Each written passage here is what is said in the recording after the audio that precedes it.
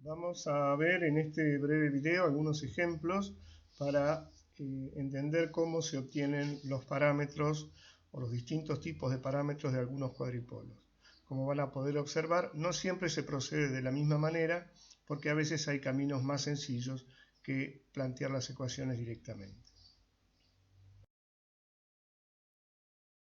En este primer caso vamos a calcular los parámetros de impedancia del cuadripolo de la figura.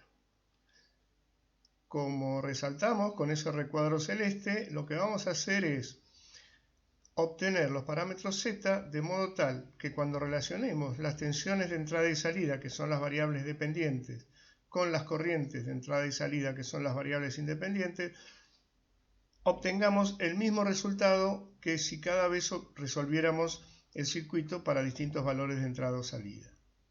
Entonces, una de las formas que tenemos de trabajar, habíamos mencionado que era esta, abriendo el circuito a la salida, de modo de obtener Z11 y Z21, y luego abriendo el circuito a la entrada, de modo de obtener Z12 y Z22.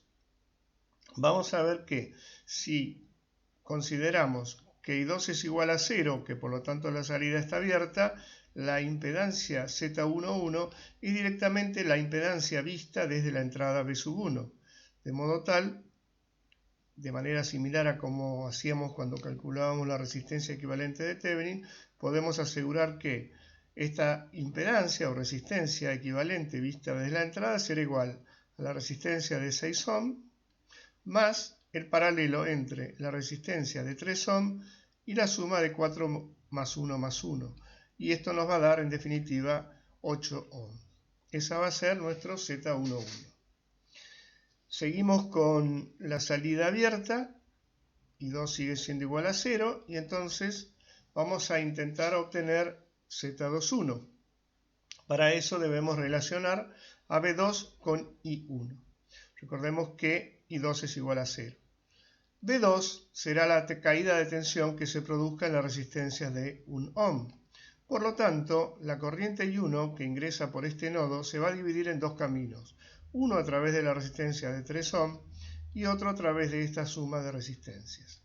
Por lo tanto, si aplicamos división de corriente, B2 me va a dar igual a I1 por 3, que es la resistencia del camino que no me interesa, dividido 9, que es la suma de todas estas resistencias, y multiplicado por 1 ohm.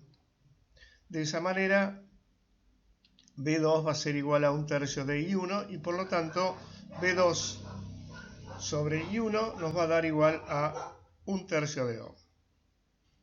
Continuamos ahora abriendo la entrada del circuito y por lo tanto haciendo que I1 sea igual a 0 para calcular I2. De manera análoga a lo que hicimos antes, vamos a relacionar a B1 con I2 si el circuito está abierto a la entrada.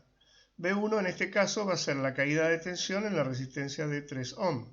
Entonces I2 ingresa por este nodo y tiene dos caminos. Uno a través de esta resistencia de 1 ohm y otro a través de 4 más 3 más 1, 8 más ohm. Por división de corriente, I2 va a ser igual a I1 sobre 9 y multiplicada por 3. De esa manera, B1 va a quedar igual a 1/3 de I2. Ahora sí, que hemos relacionado a B1 con I2, utilizamos esta expresión de acá, relacionamos a B1 con I2 como Z12, reemplazamos por lo que habíamos obtenido para B1 y encontramos que Z12 es igual a 1/3 de ohm. Finalmente, Z22 va a ser, considerando que la entrada del circuito está abierta y que I1 vale 0, directamente la impedancia vista desde B2. De nuevo, similar a como hacíamos para calcular la resistencia equivalente en Thevenin. De esta manera, Z22 va a ser igual a 1 en paralelo con la suma de 4 más 3 más 1, lo que es lo mismo igual a 8 novenos de ohm. Entonces, estos serán los cuatro valores de los parámetros z que estábamos buscando y comprobamos que Z21 y Z12, o sea, los parámetros de transferencia son iguales, es decir, que el circuito es recíproco. En este nuevo ejemplo vamos a calcular los parámetros híbridos del circuito de la figura y podríamos preguntarnos por qué elegimos los parámetros híbridos. Vamos a ver a continuación que por simple inspección vamos a poder escribir dos expresiones que van a relacionar la tensión a la entrada y la corriente a la salida de manera muy sencilla. El cuadripolo, o mejor dicho, los parámetros de cuadripolo que vamos a hallar van a representar o van a cumplir con las mismas condiciones que el circuito que acabamos de recuadrar en celeste, donde representamos el cuadripolo dejando las tensiones de entrada y salida y las corrientes de entrada y salida fuera. El primer paso es muy sencillo.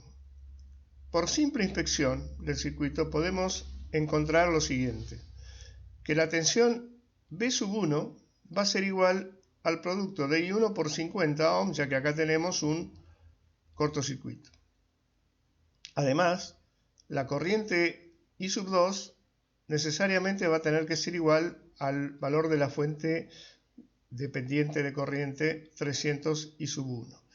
Y ya está, con esas dos expresiones hemos logrado representar el comportamiento del circuito. Nosotros estamos buscando, recuerdo, los parámetros híbridos. Pero, ¿es necesario utilizar este conjunto de ecuaciones en este caso? No, lo vamos a eliminar. ¿Por qué?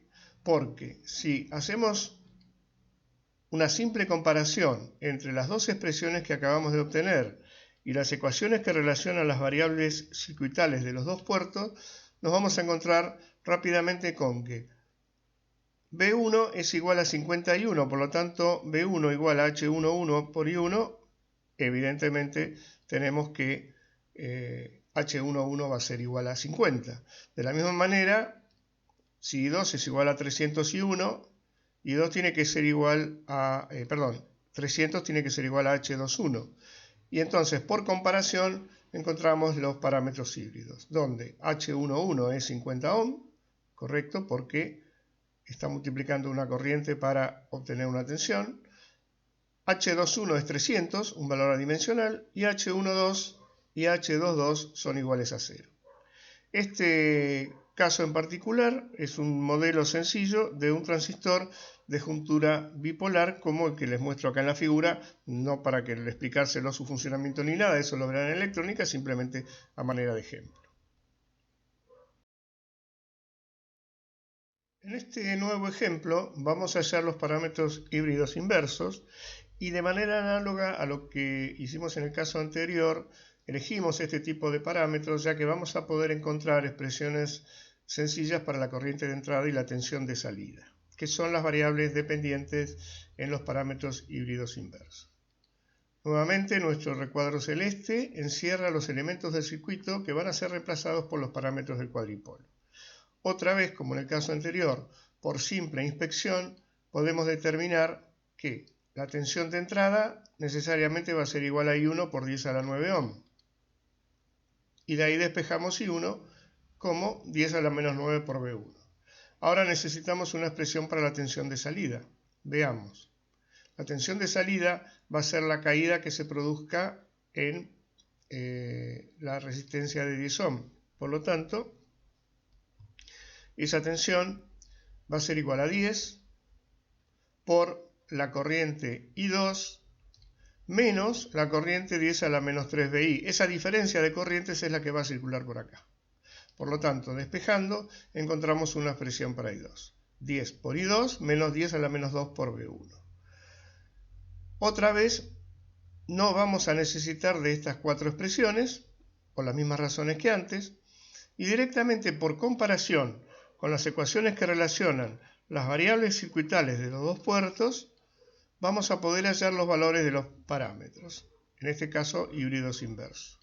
Entonces resulta que de la primera expresión, B1 I1 igual a algo por B1, ese algo es G11, que por lo tanto va a ser igual a 10 a la menos 9 Siemens.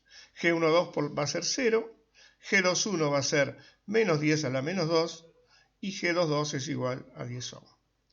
Este caso en particular también es un modelo simplificado de un transistor, aunque es un transistor de efecto de campo. Por último, vamos a ver un ejemplo de parámetros transmisión donde hemos incluido una fuente dependiente de corriente.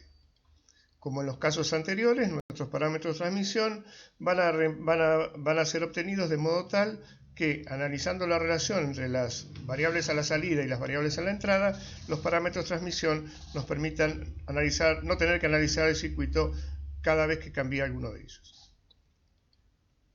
Vamos a aplicar el método de nodos. Fíjense que tenemos el nodo B1, el nodo B2, que es este, y bueno, consideramos el nodo de referencia abajo.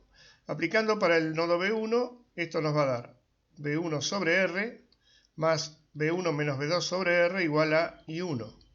Y aplicando para el nodo B2, vamos a tener que B2 menos B1 sobre R más B2 sobre R va a ser igual a 2I1 menos I2.